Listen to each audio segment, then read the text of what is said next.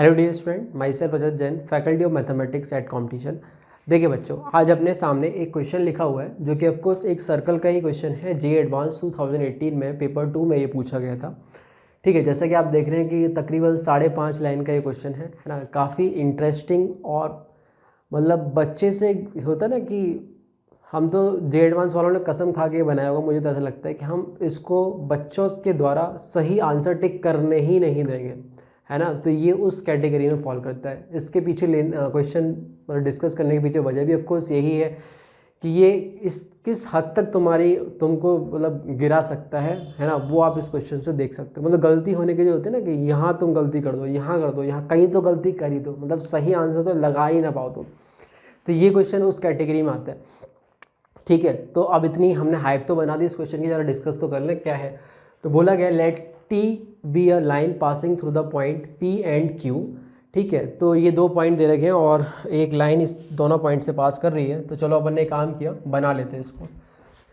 तो सपोज़ ये हमने कोई लाइन ले ली है ना, और इस पर पी पॉइंट ये हो गया एंड क्यू पॉइंट ये हो गया। पी पॉइंट के जो कोऑर्डिनेट हैं वो है कितने, -2,7, एंड क्यू पॉइंट का जो कोऑर्डिनेट है वो है 2,-5। आगे इन्होंने बोला है लेट F1, बहुत ध्यान से इस क्वेश्चन को आपको पढ़ना है।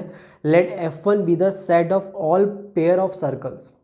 ठीक है, let F1 be the set of all pair of circle S1, S2 such that T is a tangent to S1 at P and tangent to S2 at Q and also such that S1 and S2 touch each other at a point से capital M। बस इतना पढ़ो और थोड़ा सा रुक जाओ और चीज़ों को समझो। यहाँ पे इन्होंने बोला है कि एक सर्कल है, ठीक है, जो कि क्या बोलते हैं यहाँ पे। अच्छा, थोड़ा सा इसको इधर लेके चलते हैं। ठीक है, यहाँ पे एक सर्कल है, ठीक, यहाँ देख लो आप, क्लियर है, जो कि पी पे टच कर रहे हैं। तो मान लो कुछ इस तरीके का ये सर्कल हो गया, ठीक है, और क्यू पॉइंट जो है वो यहाँ कहीं है ना। और एक और सर्कल हमने लिया जो कि, चलो दूसरे कलर से ले लेते हैं, ठीक है, जो कि क्यू पॉइंट पर तो टच कर ही रहा है, साथ ही साथ इस सर्कल को भी टच कर रहा है। सही है, ऐसे मान लो कि ये टच कर रहे हैं। तो ये हो गया क्यू पॉइंट एंड ये हो गया हमारा पी पॉइंट, है ना। तो आपको समझ में आया कि भाई आपस में टच कर रहे हैं दोनों सर्कल, और ये काइंड ऑफ पी क्यू जो है वो दोनों की टेंजेंट है, मतलब कॉमन टेंजेंट है।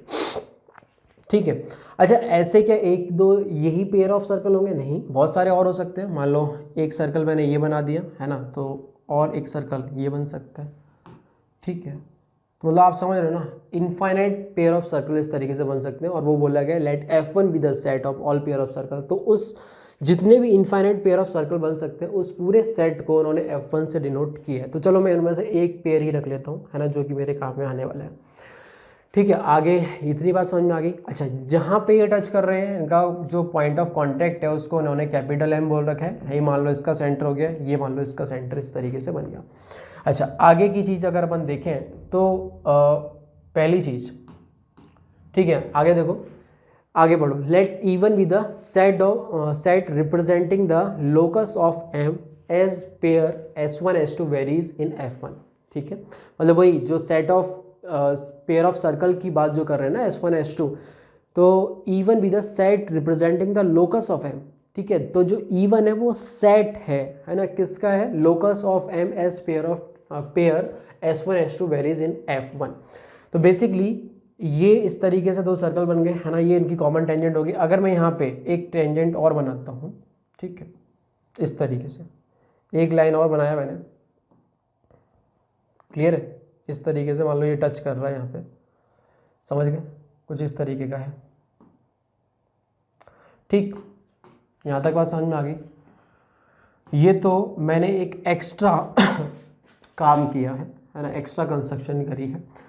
ठीक है, तो ये दोनों पॉइंट मतलब पी क्यू जो टी टेंजेंट है ना, उसको ये एक और कॉमन टेंजेंट है ना, ये भी कॉमन टेंजेंट है। ये पॉइंट सपोज यहाँ पे कट कर रहा है, मान लो इस पॉइंट को नाम मैंने दे दिया कैपिटल A।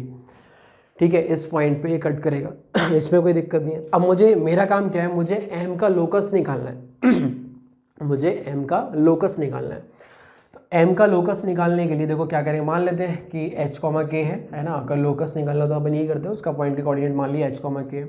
अब अगर थोड़ा सा ध्यान से देखो तो ये जो अपने पास ये कॉमन टेंजेंट है इसकी, ये इसको तुम ऐसे ही बोल सकते हो, इन दोनों सर्कल S1 और S2 की, ये S1 हो गया एंड ये S2 हो गया, इसकी रेडिकल एक्सिस भी तो होगी, है ना, रेडिकल एक्सिस भी है RA of S1 and S2। अच्छा, दूसरी चीज़, रेडिकल एक्सिस के बारे में की डेफिनेशन क्या होती है कि भाई उस ऐसे पॉइंट का लोकस जिससे अपन किन्हीं भी दो सर्कल में पेयर ऑफ टेंजेंट खींचे, है ना, तो वो सेम होती है। इसका मतलब क्या हुआ कि भैया ये वाली डिस्टेंस और ये मतलब ये PA एंड AQ बराबर बराबर होगी। अच्छा, दूसरी बात, अच्छा ये जो है A वो एक सर्कल, इस S1 सर्कल का एक्सटर्नल पॉइंट है, उससे मैं पेयर ऑफ टेंजेंट अगर बनाता हूँ तो AP की जो लेंथ है वो ऑफकोर्स AM के बराबर भी होगी, सही बात है ना। ऐसे ही AQ की जो लेंथ है वो AM के बराबर भी होगी, क्लियर है, क्योंकि इस पॉइंट से मैं यहाँ पे भी तो पेयर ऑफ टेंजेंट बना ही रहा हूँ। तो कहने का मतलब क्या हुआ कि ये तीनों बराबर होगी, मतलब इस A पॉइंट की डिस्टेंस इन 3 पॉइंट से बराबर है ना। इसका मतलब क्या हुआ, ये तीनों पॉइंट PQM किस पे होंगे, एक सर्कल पे होंगे। अच्छा, उस सर्कल का ये PQ क्या होगा, डायमीटर होगा, क्लियर है। तो देखो अब अगर मैं M के लोकस की बात करूँ तो मैं सीधे सीधे लिख सकता हूँ डायमेट्रिक फॉर्म में इस सर्कल की इक्वेशन, जो कि PQM से पास कर रही होगी, ऑफकोर्स उसका लोकस भी वही हो जाएगा, ठीक है। तो हमारे पास इक्वेशन बनेगी x minus of -2 into x minus 2 plus y minus 7 into दूसरा बनेगा कितना, y plus 5, this is equal to 0, ठीक है। ये देखो यहीं गड़बड़ कर जाओगे, है ना, ये M का लोकस होगा क्या, नहीं, ये परफेक्टली सही नहीं है। क्यों नहीं है, सुनो, ये M का लोकस नहीं होगा, इसमें से 2 पॉइंट हटेंगे। कौन कौन से 2 पॉइंट, P और Q, समझ में आया। ये दोनों जो पॉइंट है ना P और Q, वो ऑफकोर्स अभी तो सर्कल पे लाई करेंगे ना, क्योंकि अगर मैं कोई भी इस तरीके का सर्कल बनाऊंगा जो कि इनसे पास कर रहा होगा तो वो डेफिनेटली इस तरीके से जाएगा, है ना। तो M यहाँ और यहाँ अगर हो गया, मान लो सपोज M जो है वो P के इक्वल आ गया, तो होगा क्या, होगा ये कि यहाँ पे फिर पॉइंट सर्कल बनेगा, और इस सर्कल की जो क्या बोलते हैं, ये जो सर्कल है S2, उसको एक तरीके से स्ट्रेट लाइन फॉर्म में आना पड़ेगा, जो कि पॉसिबल नहीं है। इसका मतलब M में से जो लोकस M का वो दिख रहा है, उनमें से ये 2 पॉइंट को एक्सक्लूड करना पड़ेगा, हटाना पड़ेगा, ठीक है। तो इनमें से ये 2 पॉइंट हटा दिया अपन ने, कौन कौन से, P एंड Q, ठीक है। अब बात सुनो, यहाँ पे इन्होंने एक चीज बोली थी, late even be the set representing the locus of M as the pair of circle varies in F1।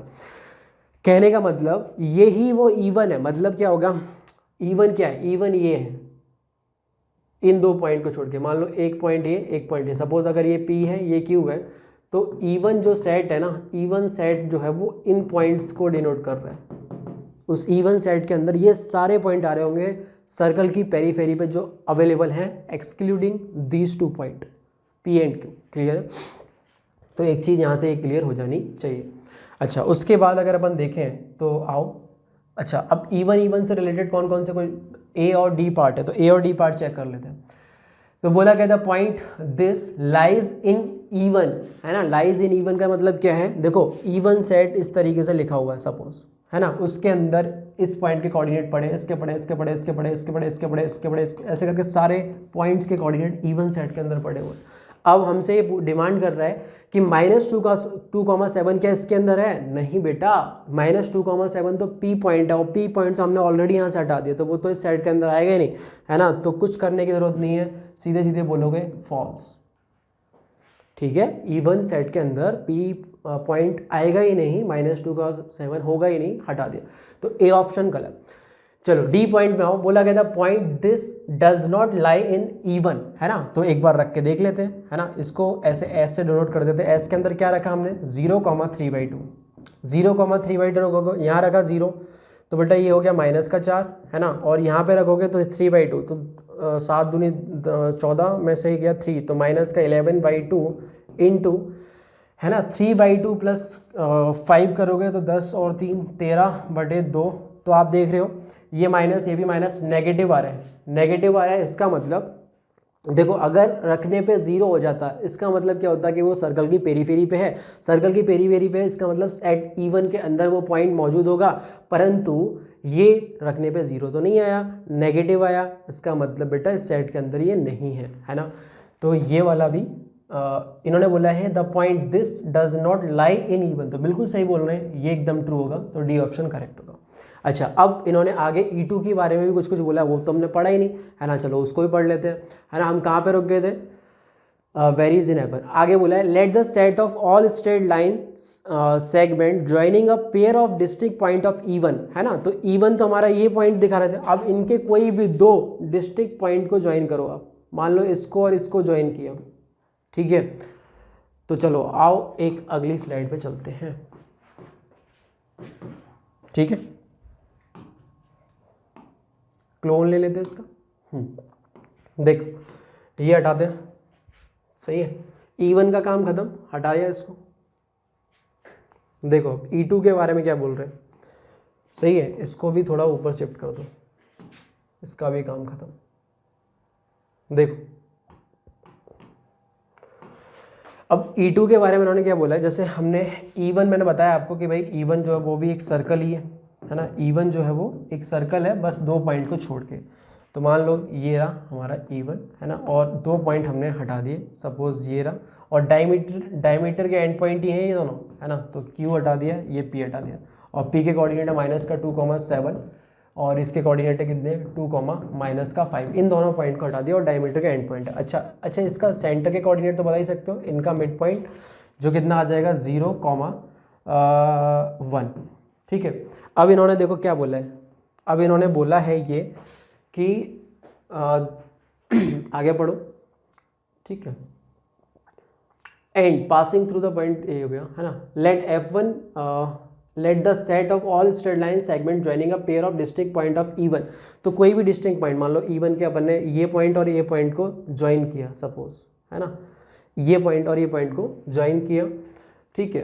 आगे बोला है passing through the point R, तो R, अच्छा R किधर होगा, है ना। इसके लिए तो E1 की इक्वेशन निकालनी पड़ेगी, देखना पड़ेगा कि R मतलब 1, जो 1 पॉइंट है वो सर्कल के अंदर है या कहीं बाहर है।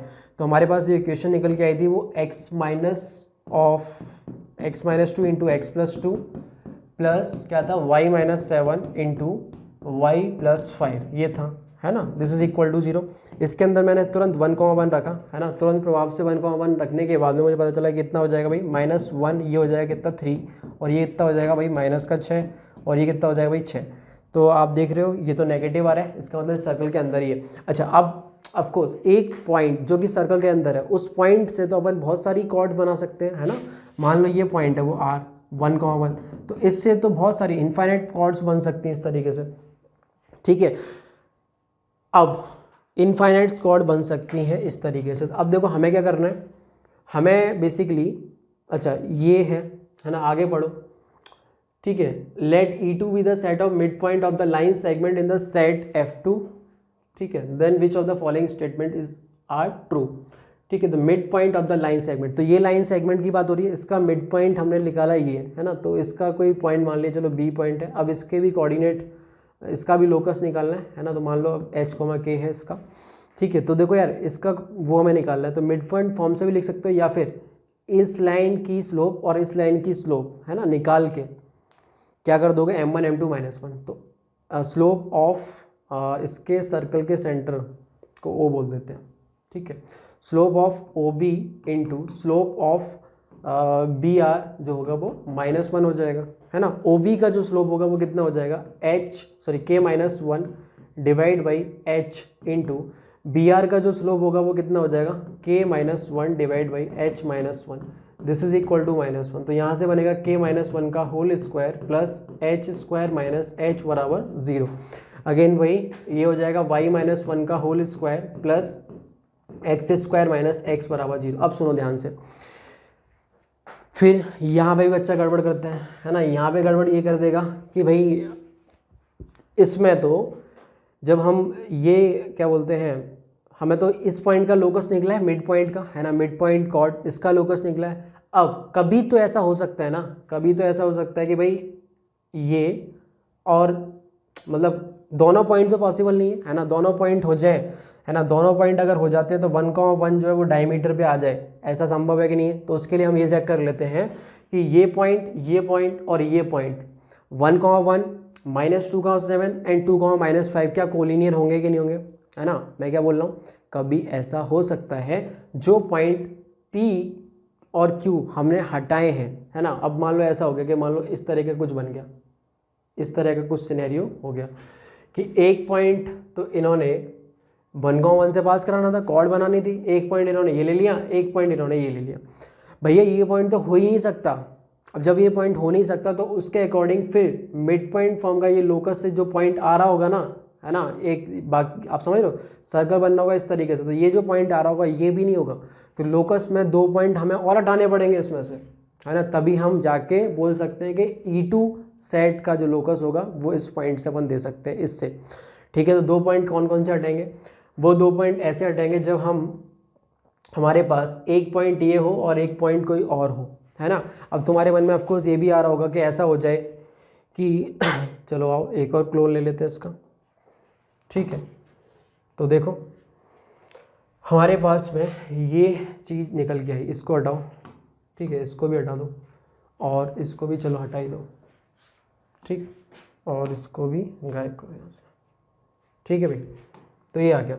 अब देखो, अब हम क्या बोल रहे हैं कि अगर, ठीक है, अगर मान लो ऐसा कुछ हो जाए कि एक पॉइंट तो इन्हीं में से कोई आ जाए P और एक पॉइंट कोई और दूसरा बन जाता है, तो उस समय जब ये पॉइंट आ रहा होगा इस लोकस में, तो ये पॉइंट आ ही रहा होगा ना ऑटोमेटिकली, तो हमें तो हटाना पड़ेगा। अब ये पॉइंट हटाने के लिए वे लोग क्या कर सकते हो, एक काम ये कर सकते हो कि देखो R पॉइंट तो पता ही है, R से तो जा ही रहा है और एक ये पॉइंट मिल गया, तो आप इस लाइन की इक्वेशन लिख सकते हो, है ना, बिल्कुल।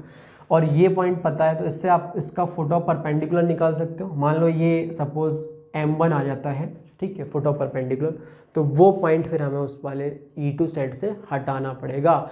ऐसे ही अब तुम बोलोगे कि हाँ तो सर ये भी हटाना पड़ेगा क्या, है ना, जब एक पॉइंट ये हो जाए, है ना, तब ये वाला पॉइंट भी हटाना पड़ेगा क्या, M2, है ना, बिल्कुल हटाना पड़ेगा। तो बच्चे, मतलब मैंने बोला ना कदम कदम पे गलतियाँ होने के पूरे पूरे आसार हैं, तो वो सब चीज़ें हैं।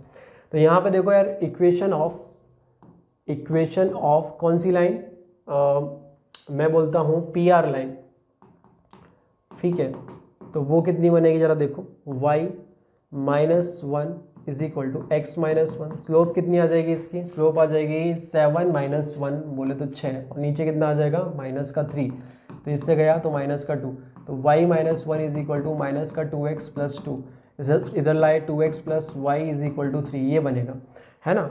और चलो इधर लिया -3 इक्वल टू 0, है ना। तो अब हम M1 के पॉइंट्स निकालने हैं, है ना, M1 के पॉइंट निकालने, तो कितना हो जाएगा, x - 0 divide by 2 is equal to y -1 divide by 1 is equal to -1, है ना, फुट ऑफ परपेंडिकुलर निकालना, इमेज नहीं निकालना।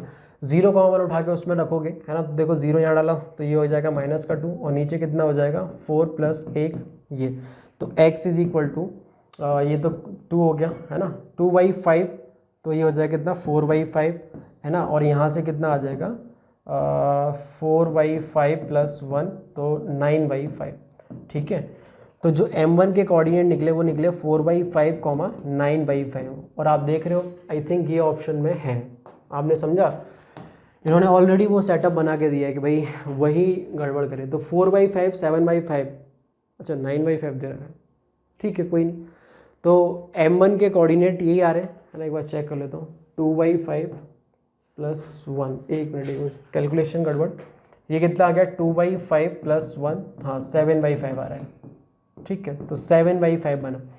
तो आपने देखा अगर वो पॉइंट P हो जाए, है ना, जो लाइन सेगमेंट की बात कर रहे हैं, तो उनमें से एक पॉइंट अगर P हो जाता है तो उस समय M1 आ रहा है, M1 के कोऑर्डिनेट आ रहे हैं 4/5, 7/5, ठीक है, तो ये पॉइंट भी हमें इसमें से हटाना पड़ेगा। कौन सा पॉइंट, M1 एंड M2, ठीक है। M1 के कोऑर्डिनेट कितने इतने हैं, तो बोलो E2 सेट में, है ना, अगेन मैं वही बात बताता हूँ, E2 सेट में जो पॉइंट होंगे M1 और M2 हटेंगे, है ना, उसके अलावा जो पॉइंट होंगे वो उसमें अवेलेबल होंगे। तो इन्होंने बोला the point this does not lie in E2, बिल्कुल सही बोल रहा है ना, ट्रू, ठीक है। तो B और D इस तरीके से आंसर हो गया। C पॉइंट में देखो क्या बोले, the point 1/2, 1 1/2, 1 lies in E2, 1/2, 1 lies in E2। तो देखो यार 1/2, 1 आ रहा है क्या, ठीक है। अच्छा एक चीज़ और, फिर आपको इसी तरीके से, अब आपके लिए एक काम मैं छोड़ने जा रहा हूँ, आप इसी तरीके से चेक करना है ना, और बताना कि जब मैं Q पॉइंट को मतलब एक पॉइंट Q ले लेता हूँ और R ये है ना, तो उसका जो फुट ऑफ परपेंडिकुलर M2 निकालता हूँ, ठीक है, तो उसके कोऑर्डिनेट क्या आते हैं वो आप कमेंट में करके, कमेंट सेक्शन में कमेंट करके बता सकते हैं। क्लियर है। आगे बोला the point this sorry the point 1,1/2, 1 lies in E2।